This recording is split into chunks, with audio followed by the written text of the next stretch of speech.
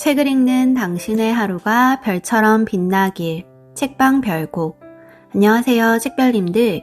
오늘 여러분들께 읽어드릴 책은 부자의 자세입니다. 부자를 만드는 건 돈이 아닌 자세다. 저자 제이원. 출판사 좋은연필. 시작하기 전 구독과 좋아요를 해주신 모든 구독자님 분들께 행운이 눈덩이처럼 굴러들어오길 바랍니다. 부자가 되기 위해 꼭 필요한 마인드 지침서. 중고가 20배가 넘는 가격에 팔린 책. 필자만큼 다양한 부자를 만난 사람도 드물 것 같다. 청소년 시절부터 장사와 사업을 하면서 성공한 부자를 많이 만났다. 물론 여기서 말하는 부자란 미디어가 만든 셀럽이나 연예인을 말하는 건 아니다. 그들은 시간이나 관계의 자유가 없다. 뒤에서 자세히 설명하듯 필자는 부자를 3가지의 자유를 가진 사람이라 정의한다. 따라서 소득이 높아도 시간이나 관계의 자유가 없는 셀럽이나 연예인 등 인기 있는 부자라고 정의하기엔 다소 부족하다고 생각한다. 구독자가 100만 가까이 되는 어느 유튜버가 한 말이 떠오른다. 제 꿈은 유튜브를 그만하는 것입니다. 의외였다. 일반적이라면 다들 그 유튜버처럼 많은 구독자를 모으는 게 꿈인데 정작 본인은 유튜브를 하지 않는 게 꿈이라니. 하지만 이유를 듣고 나서야 그 유튜버를 이해할 수 있었다. 유튜브를 위해 매일같이 영상 촬영하느라 하고 싶은 것도 못하고 제대로 쉬지를 못한다는 것이다. 즉, 시간과 관계의 자유가 없었던 셈이다. 수입은 높을지 몰라도 그걸 유지하기 위해 직장인보다 더 시간이나 관계의 자유가 없었다. 유튜브 수입을 유지하기 위해 쉬지도 못하고 매일같이 영상 촬영하고 아이디어 생각하기를 반복하던 것이다. 그래서 그의 꿈은 아이러니하게도 유튜브를 하지 않는 것이 되었다. 필자는 시간, 관계, 돈이라는 3가지 자유를 가진 사람을 부자라고 정의한다. 장사, 사업, 투자를 하면서 그런 부자를 다양하게 만났던 것이다. 심지어 필자 수강생조차 3가지 자유를 얻게 된 부자들이 생겨나고 있다. 그들은 어떻게 부자가 되었을까? 미디어나 일부에서 말하는 대로 그저 한순간의 대박으로 운이 좋아서 아니면 사람 잘 만나서 그것도 아니면 사업이나 장사를 잘해서 모두 아니었다. 그들은 애초에 자세부터가 달랐다. 모든 인생은 3번의 기회가 주어진다는 말처럼 경험으로 보면 누구나 기본적인 운은 타고나는 것 같다. 하지만 누군가는 그 운을 기반으로 부자가 되는데 반해 다른 누군가는 운이 있었는지조차 모른 채 늘 어렵고 힘들게 산다. 그 이유도 역시 부자의 자세였다.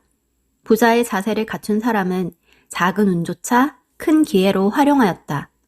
그리스 신화에서 기회의 신을 카이로스라 부른다. 카이로스는 앞머리는 무성하지만 뒷머리는 대머리다.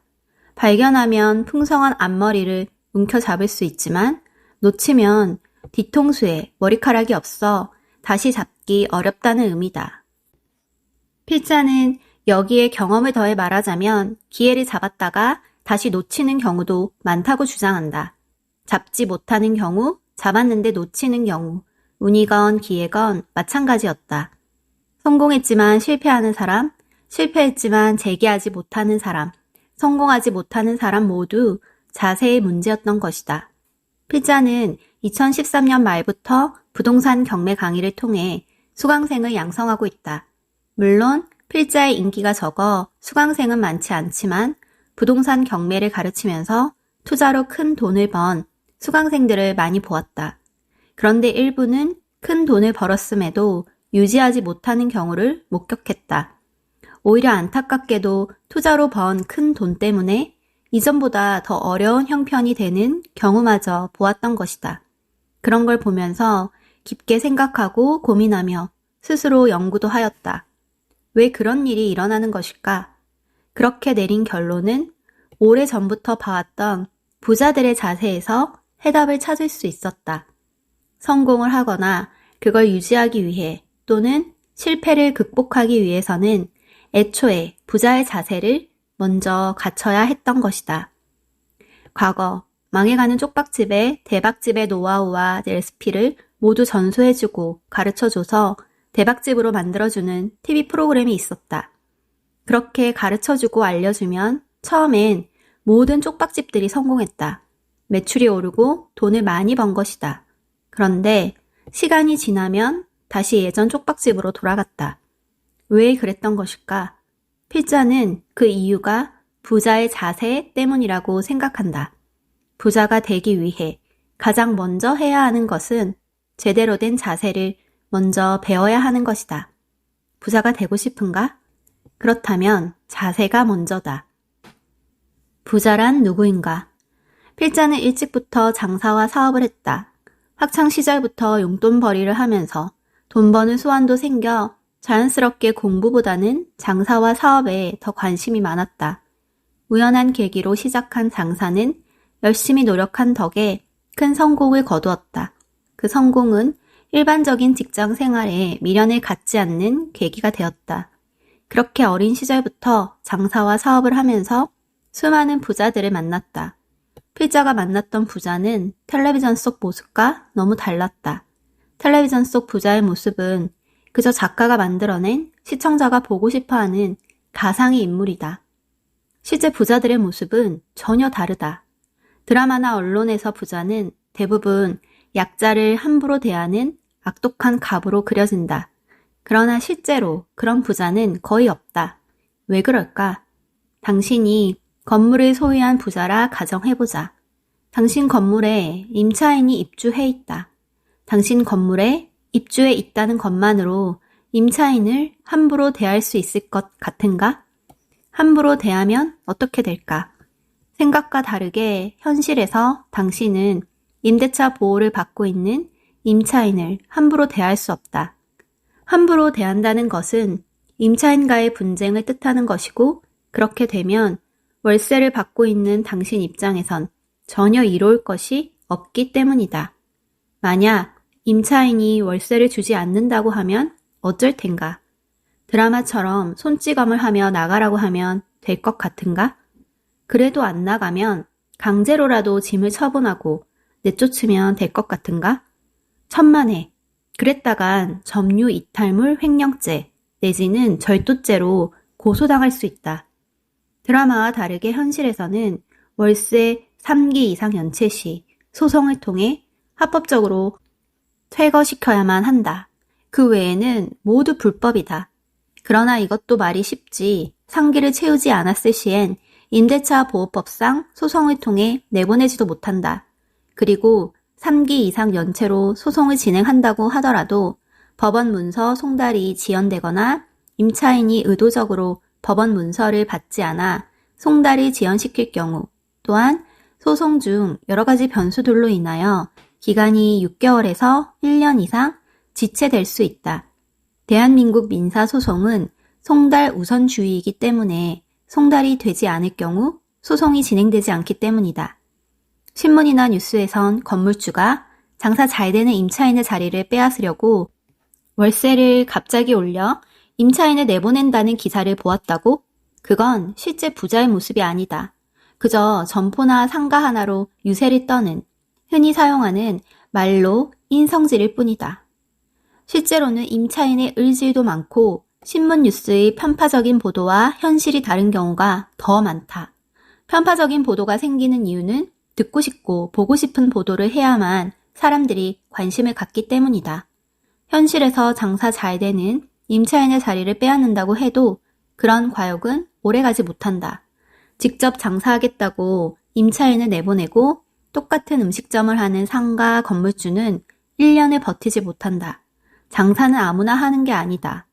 음식 맛이 변할 것이고 서비스와 응대가 변할 수밖에 없다. 이런 변화는 손님들이 바로 알아차린다. 점차 손님이 줄어들고 인건비와 세금으로 적자를 보게 되어 급기야 가게 문을 닫아야 한다. 직접 돈을 벌어본 사람은 이런 결과를 뻔히 아는데 어떤 부자가 그런 짓을 할 것 같은가? 부자가 하루아침에 돈을 모은 것도 아니고 오랜 경험과 지식을 통해 부를 축적했는데 그런 단순한 현상과 원리조차 알지 못할까? 신문이나 뉴스에 나오는 기사들은 그저 읽는 이가 흥분할 수 있도록 자극적으로 가공되어 쓰였을 뿐이다.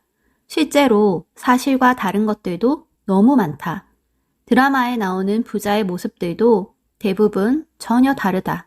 청소하는 직원을 하대하지도 않으며 다른 직원들 모르게 자녀를 본부장이나 실장으로 앉히지도 않는다. 상식적으로 생각해보자. 부자라는 이유만으로도 쉽게 욕을 먹을 수 있는데 남들 다 보는 앞에서 청소하는 직원을 하대할 수 있을 것 같은가? 다른 직원들 모르게 자녀를 회사의 중요한 자리에 앉힐 수 있을 것 같은가?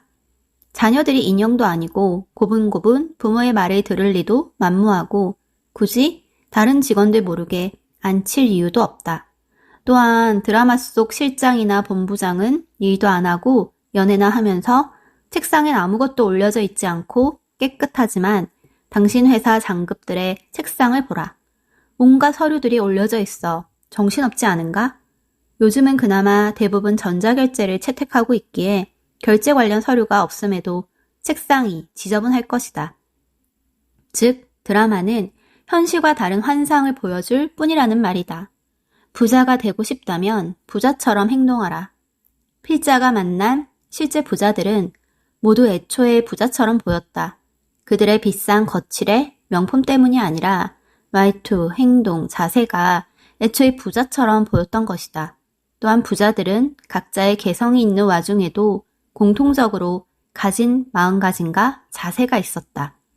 이제 여러분은 필자가 만났던 수많은 부자의 실제 모습을 이 책을 통해 직접 만나볼 수 있다. 도대체 부자란 누군지, 부자가 된 사람들은 어떤 자세를 가졌는지 소개할 것이다. 뿐만 아니라 필자가 오랜 시간에 걸쳐 그들로 하여금 몸소 배우고 익혀서 돈 버는 데 활용했던 경험과 지식도 생생하게 전달하고자 한다. 편의상 책 속에서 성공한 사람을 부자로, 가난한 사람을 빈자로 칭하겠다. 이것은 부자가 옳고 빈자는 그르다는 뜻이 아니다. 또 부자를 높이고 빈자를 하대하려는 의도도 없다. 그저 이해를 돕기 위해 구분한 것이니 오해 없길 바란다. 워낙 일반적인 상식과 다른 내용들이 많을 것이다. 그러니 겉모습만 번지르르한 가짜 부자가 아닌 속이 꽉 찬 진짜 부자를 원한다면 이 책을 한 번 읽고 버리지 말라. 가까이 두고 여러 번 읽어 책 속의 부자들의 자세가 여러분의 몸에 뵐 수 있길 바란다. 부자란 사전에서도 그저 재물이 많은 사람쯤으로 말한다. 그렇다면 부자란 돈만 많으면 되는 것일까? 그렇다고 하기엔 부자라는 단어가 전달하는 느낌이 작고 기준조차 모호하다. 자본주의 사회에선 숫자로 많다는 기준을 정하기 애매모호하기 때문이다. 10억이 많은 것일까? 100억이 많은 것일까? 조단위? 이렇듯 절대 수치로 부자를 측정하기엔 불가능에 가깝다. 그렇다면 부자를 정의할 수 없는 것일까? 필자는 어린 시절부터 이 궁금증을 품어왔다. 많은 사람들이 부자가 되기를 희망하지만 도대체 부자란 무엇인지 말이다. 필자는 다양한 경험을 하면서 돈이 많은 사람을 많이 봐왔다. 그들 중 일부는 돈은 많으나 여유가 없어 보였고 돈 때문에 가족이나 친지와 불화가 심했으며 전혀 돈이 많은 티가 나지 않았다. 이런 사람들은 돈만 많았지 전혀 부자라 부를 수 없는 모습이었다. 예를 들어 어느 돈 많은 노인이 있었다. 노인은 건물, 땅, 현금 등 정말 돈이 많았다. 젊은 시절부터 누구의 도움 없이 스스로 그 많은 돈을 벌었다. 그럼에도 노인은 그 돈을 쓸 줄 몰랐다. 뚜렷한 목표 없이 그저 계속 모으기만 했다. 자식들에게조차 돈을 쓰지 않았다. 젊은 시절부터 제대로 쉬지도 못하고 한평생 억척스럽게 돈만 모았던 것이다. 그렇게 나이가 들어 사망하자 그 막대한 돈을 자식들과 친지들이 서로 욕심을 내기 시작했다. 상속법에 따라 공평하게 분배를 받지 않고 서로 더 많이 가지려고 가족들 간 법적인 소송까지 불사했다. 누구는 노인이 사망하기 전까지 부양했으니 더 많은 재산을 상속받을 권리가 있다고 내세우고 누구는 첫째라서 더 많은 상속을 받아야 한다며 내세우고 누구는 가장 재산이 적으니 더 많이 받아야 한다고 주장했다. 노인이 유서를 남겼음에도 불구하고 유서 무효 소송을 통해 자식들이 치열한 분쟁을 했다. 그 소송을 통해 자식들은 모두 남보다 못한 원수지간이 되었다. 한평생 막대한 부를 이루었지만 살아생전 그 돈을 제대로 써보지 못하고 죽어서까지 그 돈이 화근이 되어 가족들을 원수지간으로 만드는 모습이 과연 부자라 할 수 있을까? 노인의 딱한 사정을 폄하하는 것은 아니다. 그 모습을 냉정하게 부자에 빗대어 말할 수 있느냐를 보자는 말이다. 많은 건물과 땅, 현금을 가지고 있지만 장본인과 가족의 생활은 비루했으며 돈이 많아도 쓰지도 않는 그런 모습이 과연 부자의 모습인가? 우리가 꿈꾸었던 부자가 그런 모습이라면 너무 허무하지 않을까? 필자는 그렇게 생각했다. 이 의문에 대한 해답은 다음 챕터에서 이야기하자. 부자를 정의하는 3요소. 필자는 우연한 계기로 장사를 시작했지만 부자가 되고 싶었다. 늘 부자를 동경하며 다양한 사람들을 만나면서 진짜 부자를 찾기 위해 노력했다. 장사와 사업을 경험하면서 그저 돈만 많다고 부자라고 하기엔 무엇인가 부족해 보이는 것들이 많다고 느꼈기 때문이다. 가령 돈은 많지만 정작 그 돈을 쓰는 사람은 본인이 아진 가족분인 모습, 가족을 위해 돈을 번다고 생각할 순 있다. 하지만 그 돈을 번 장본인은 정작 돈을 제대로 쓰질 못한다면 그 모습이 완전해 보일 리 없다. 또한 돈을 번 사람이 아닌 가족이라는 이름으로 돈을 쓰는 경우치고 그 돈이 제대로 유지되는 경우가 없었다. 돈은 스스로 번 사람이 먼저 사용할 때에만 제대로 된 가치를 발휘한다. 예를 들어보자. A라는 사람이 돈을 벌고 그 가족인 B라는 사람이 돈을 쓴다고 하자. B는 돈의 소중함과 가치를 모른 채 사치를 하게 마련이다. 남의 돈 쓰는 것만큼이나 겁없고 손쉬운 것이 없기 때문이다. 결국 B는 A가 번 돈을 모두 탕진하고 모두 가난해질 확률이 높다. 그렇다면 일부는 궁금해할 것이다. 집안의 가장이 돈을 벌고 그 돈으로 생활하는 일반 가정은 왜 몰락하지 않는 것인가 라며 말이다. 그건 사치할 만큼 돈이 많지 않아서 그렇다. 생계비로 버는 돈만으로는 그 안에서 생활하기에도 빠듯하고 늘 부족하게 느껴진다.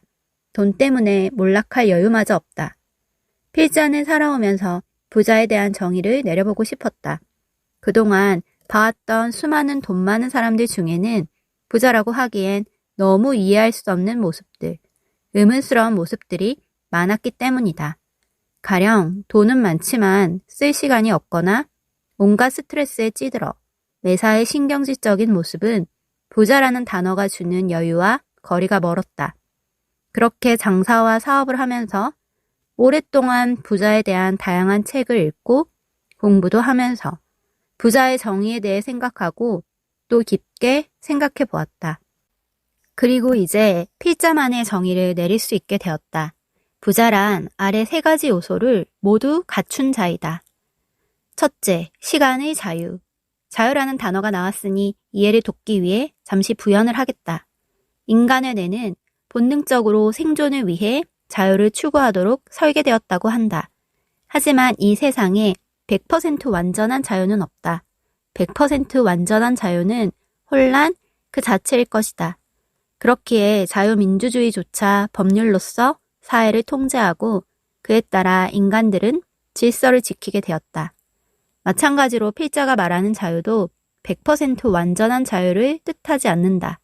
굳이 수치적인 표현을 빌자면 과반수의 자유를 가지고 있느냐로 해석하면 될 것이다.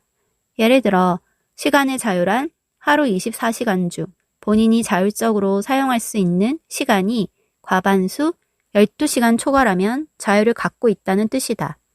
시간의 자유가 없다면 아무리 돈이 많아도 부자라고 하기 어렵다. 그 많은 돈을 쓸 시간조차 없기 때문이다. 전문직이라 일컫는 직업군에서 흔히 보이는 특성이기도 하다. 예를 들어 의사의 소득은 기본급여 외에도 각종 수당과 다양한 보조금으로 구성된다. 전체의 수령 금액 중 기본급여는 얼마 되지 않으니 다양한 수당을 높이려고 할 것이다. 그러기 위해선 남들 놀 때 일을 해야 한다. 거기에 더해 직책이 올라갈수록 조직이 요구하는 기준치가 높아지니 그것들을 충족시켜야만 한다. 정작 돈은 많이 벌더라도 쓸 시간이 없으며 집에도 들어가지 못하고 일하는 경우가 태반이다. 그럼 쓸 만큼만 벌면 되지 않을까? 이 또한 다양한 사례를 보아도 쉽지 않아 보였다. 일단 가족 중 의사가 탄생했다고 하자. 그러면 부모, 형제, 자매권, 배우자 및 배우자 가족이건, 자식들이건 기대치가 높아진다. 집안에 무슨 일만 있으면 의사라는 타이틀 때문에 그들을 책임져야 할 일이 생긴다. 이번에 네 동생이 결혼을 한다. 네가 의사니까 작은 아파트 전세라도 얻어줘라. 형은 의사니까 사업 자금 좀 융통해줘. 그 자금 없으면 부도가 날 판이야. 너는 우리 집 희망이니까. 이런 요구를 매무차게 거절하기도 어렵다. 그러다 보니 자연스럽게 지출은 늘어나게 되고 그 지출을 충족하기 위해 더 많은 일을 해야 하는 경우가 생긴다는 말이다. 다시 말해 돈 버는 사람은 정작 그 돈을 쓸 시간이 없게 된다. 돈 버는 당사자가 그 돈을 온전히 사용하지 못하는데 돈만 많다고 해서 부자라고 하기엔 무엇인가 부족해 보이지 않는가? 둘째, 돈의 자유, 경제적 자유. 돈의 자유를 거론하기 전에 생계와 관련된 지출을 먼저 살펴보자. 지출은 크게 둘로 나뉜다. 하나는 필요에 의한 지출, 필요에 의한 소비는 생계를 유지하기 소비를 말한다. 의식주와 관련된 소비와 생존에 필요한 공공요금과 병원비 등이 이에 속한다. 다른 하나는 여유를 의한 지출. 여유에 의한 소비는 필요에 의한 소비 외에 모든 소비를 뜻한다고 보면 된다. 취미, 여가 활동 등 삶의 질을 높이는 소비가 여기에 속한다. 돈의 자유, 다시 말해 경제적 자유란 근로소득이 없어도 이 두 가지 소비를 최소한으로 유지할 수 있으며 어느 정도 여유를 누릴 수 있는 자유가 있는 자를 뜻한다. 생계를 위해 근로소득을 꼭 해야만 한다면 경제적 자유가 없다는 뜻이기도 하다. 어차피 돈으로 모든 것을 할 순 없다. 하지만 필요한 것을 사거나 하고 싶은 것을 위해 시간을 파는 근로행위를 하지 않아도 된다. 그것이 바로 경제적 자유를 가졌다는 의미이다. 셋째, 관계의 자유. 인간은 어느 정도 타의적인 관계 속에 얽혀 있다. 예를 들어 혈연관계는 어쩔 수 없이 연결되어 누구도 끊을 수 없는 관계라 할 수 있다. 그런 필연적인 관계를 제외하고 보이건 보이지 않건 다양한 관계 속에서 얼마나 자유롭냐를 따지는 것이 관계의 자유다. 가령 필요한 소비와 여유로운 소비, 모두 할 수 있는 돈도 충분하고 시간도 충분한데 일이라는 관계에 얽혀 벗어날 수 없다면 이는 관계의 자유가 없다고 할 수 있다. 생존을 위해 어쩔 수 없이 일에서 벗어날 수 없는 경우는 흔히 고액 연봉을 받는 임원급 직장인에게서 많이 나타난다. 물론 세 가지 요소는 어느 정도 교집합의 연결도 가지고 있는 바, 관계의 자유가 없는 사람은 시간의 자유가 없는 경우가 허다하다. 이 세 가지를 어느 정도 자유롭게 통제할 수 있어야 부자라 할 수 있다. 예를 들어 백수를 보자. 백수는 시간과 관계의 자유가 높다고 할 수 있다. 직장이란 관계에 얽매여 있지 않고 시간도 많다. 그러나 경제적 자유가 없기 때문에 부자라고 할 수 없다. 앞으로 이 책의 사례에서 나오는 부자 역시 부자의 정의를 충족하는 사람을 선별하여 말하고 있다. 는 점을 염두에 두어 읽으면 이해하는 데 도움이 될 것이다. 여기까지 오디오북 잘 들으셨나요? 더 자세한 내용은 책을 구매해서 읽어보시기 바랍니다. 그럼 행복한 주말 보내시고 다음 영상으로 만나요. 감사합니다.